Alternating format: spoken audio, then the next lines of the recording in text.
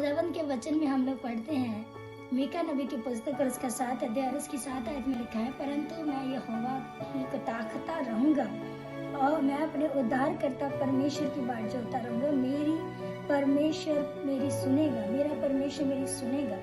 खुदावंद के वचन में मीका नबी ने कहा, मैं यहोवा की ओर ताकता रहूंगा, चाहे कैसी भी परिस्थिति क्यों ना हो, चाहे मेरे साथ मेरी पत्नी खड़ी है, चाहे मेरे साथ मेरा दोस्त खड़ा है, चाहे मेरे साथ मेरा भाई खड़ा है या नहीं खड़ा है, ये मायने नहीं करता, लेकिन आपके साथ परमेश्वर खड़ा है, ये मायने करता है। वो कहता, ना मैं अपने मित्र को दे दूंगा, ना मैं अपनी पत्नी को दे दूंगा, ना मैं किसी और को दे दूंगा, मैं सिर्फ और सिर्फ यहोवा ही को ताकता रहूंगा। मेरे अजीजों, आपने भरोसा रखना है परमेश्वर पर। आपने उन हवाओं को, उन तूफानों को, उन रुकावटों को, उन तकलीफों को, उन बोझ को, उस फेलियरनेस को नहीं देखना है, आपने परमेश्वर को देखना है। क्योंकि जो परमेश्वर को देखते रहते हैं, जो परमेश्वर की बाट जोते रहते हैं, वो परमेश्वर में नया बल पाते हैं।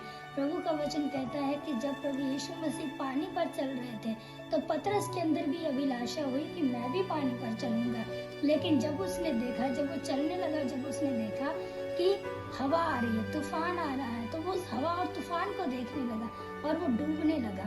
फिर उसने यीशु मसीह को पुकारा तो यीशु मसीह ने उसका हाथ पकड़ा और उसे थाम लिया। इसी प्रकार से हमारे जीवन में भी ऐसे होता है कि हमारे जीवन में वचन तो होता है, लेकिन हम उन झाड़ियों की तरह उस बीज को दबा देते हैं और अपने जीवन में काम करने नहीं देते।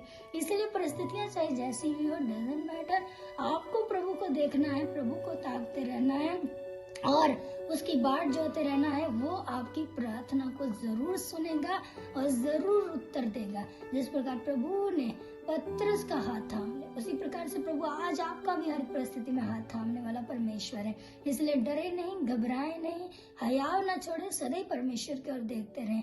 खुदा आपके लिए एक आशा है और वो आपको आशा प्रतिदिन देता है। खुदा आप सबको बरकत दे।